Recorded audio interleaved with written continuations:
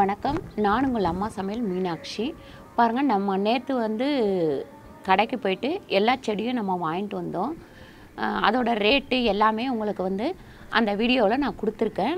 அது எவ்வளோ நமக்கு மணி மிச்சமாச்சு அப்படின்றதையும் அந்த வீடியோவில் நான் சொல்லியிருக்கேன். இப்போது இந்த செடிங்களை ஒவ்வொரு தொட்டியாக அந்த கவர்லேருந்து நம்ம எப்படி மாற்றுறது அப்படின்றத பார்க்கலாம். எனக்கு இந்த செடி வைக்கிறதுல ரொம்ப ஆர்வம். எப்பவுமே அதை செஞ்சுக்கிட்டே இருப்பேன். இப்போ வாங்க எப்படி வைக்கிறதுன்னு பார்ப்போம். மண்புழு உரம் வாங்கினேன். ஆல்ரெடி நம்ம எல்லா செடிக்கும் போடுற அந்த உரத்தோடவே இதையும் போட்டுருவோம்.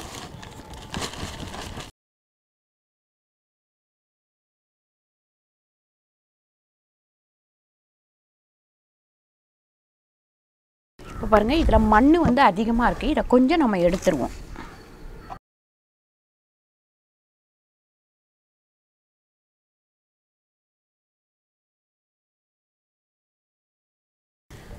இப்போ பாருங்கள், இந்த கருவேப்பிலை செடியை நம்ம வச்சிடலாம். இந்த கவரை நீங்கள் இந்த மாதிரி கட் பண்ணிக்கோங்க. ஏன்னா அந்த மண் உழாமல் வச்சோம்னா தான் டக்குன்னு துளுக்க ஆரம்பிக்கும்.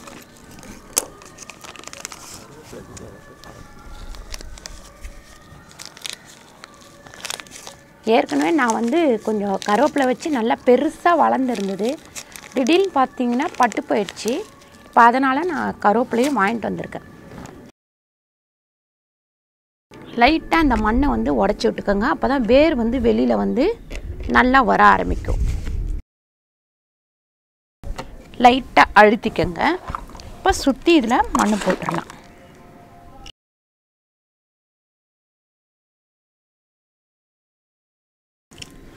பாருங்கள், ஆல்ரெடி நான் இந்த கோணி போடுறத பற்றி சொல்லியிருந்தேன். இப்போ என்கிட்ட ஸ்டாக் இல்லை.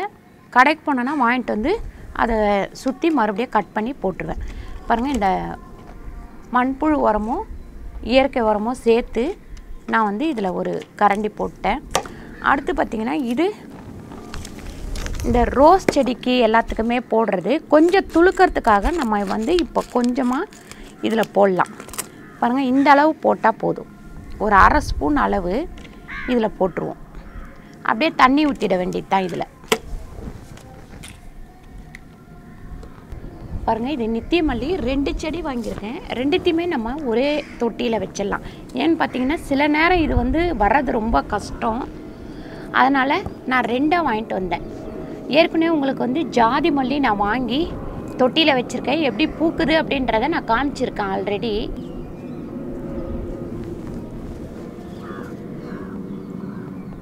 பாருங்கள், ஜாதி மல்லி ஏற்கனவே உங்களுக்கு நான் தொட்டியில் வச்சு எந்த மாதிரி பூக்குது அப்படின்றத ஆல்ரெடி காமிச்சிருந்தேன். இப்போ இந்த நித்திய மல்லியும் நான் அதே மாதிரி தொட்டியில் தான் வைக்கிறேன்.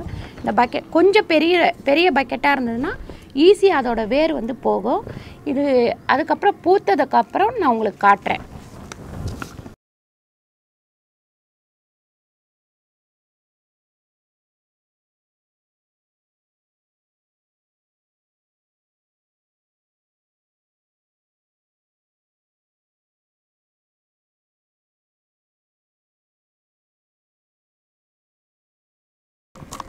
நம்ம இந்த செடிங்களுக்கு மண் இந்த வேர் தெரியாத அளவுக்கு போடணும். அப்போ தான் டக்குன்னு நம்ம அடுத்த தொட்டியில் மாற்றும் போது அந்த செடி நல்லா துளுக்க ஆரம்பிக்கும்.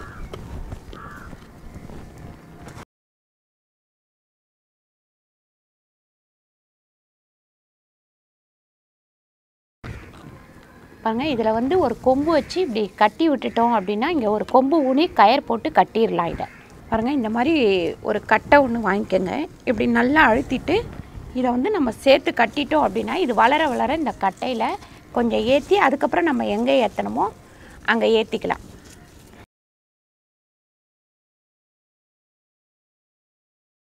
இந்த மாதிரி அப்படியே இதில் சுற்றி சுற்றி விட்டு கொஞ்சம் வளர வளர சுற்றி விட்டோம்னா அதுக்கப்புறம் ஒரு கயிறு கட்டி நம்ம மேலே ஏற்றிக்கலாம். பாருங்கள், இந்த தொட்டியை இப்படி தட்டுங்க. பாருங்கள், தட்டினோன்னா வந்துடும். அதுக்கப்புறம் இப்படி சாய்ச்சிங்கன்னா அழகாக வந்துடும்.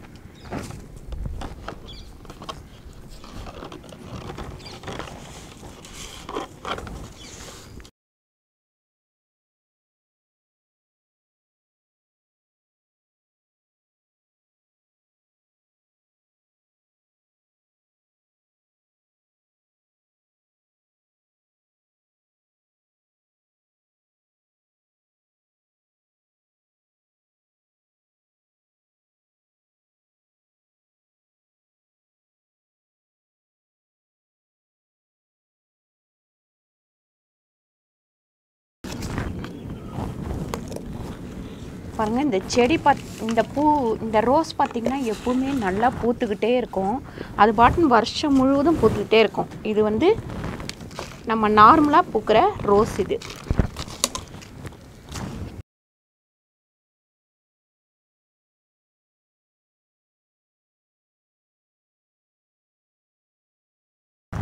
இப்போ பாருங்கள் இந்த பூத்து முடித்த இடத்துலலாம் நம்ம கட் பண்ணி விட்டுருவோம். அப்போ தான் வந்து கொஞ்சம் நல்லா துளுக்க ஆரம்பிக்கும். அந்த இடத்துலேருந்து துளுத்து நிறைய பூக்க ஆரம்பிக்கும். இந்த காஞ்சது இதெல்லாம் வந்து நம்ம கட் பண்ணி எடுத்துருவோம். இப்போ பாருங்கள் இந்த இடத்துலலாம் துளுக்க ஆரம்பிச்சிருக்கு. இதெல்லாமே எந்தெந்த இடத்துல துளுக்குதோ அந்த இடம் ஃபுல்லாகவே இது வந்து நல்லா நமக்கு பூக்க ஆரம்பிச்சிடும். அதுக்கப்புறம் பாருங்கள் இந்த ஒரு களையில் வந்து 5 இலை இருக்கணும். இந்த மாதிரி 5 இலை இருந்தால் தான் அந்த செடி வந்து நல்லா பூக்கும். சிலதில் பார்த்திங்கன்னா 7 இலை இருக்கும், 7 இலை இருக்கும். இந்த 6 இலை 4 இலை வந்ததுன்னா அந்த களையை வந்து நீங்கள் கட் பண்ணி விட்டுடணும். ஏன்னு கேட்டிங்கன்னா அந்த மாதிரி வரும்போது அந்த இடத்துல வந்து பூக்காது. இங்கே பாருங்கள் இந்த மாதிரி 4 இலை இருக்குது பாருங்கள். இந்த மாதிரி உள்ளதை நம்ம கட் பண்ணி விட்டுடணும். இப்படி கட் பண்ணிடணும்.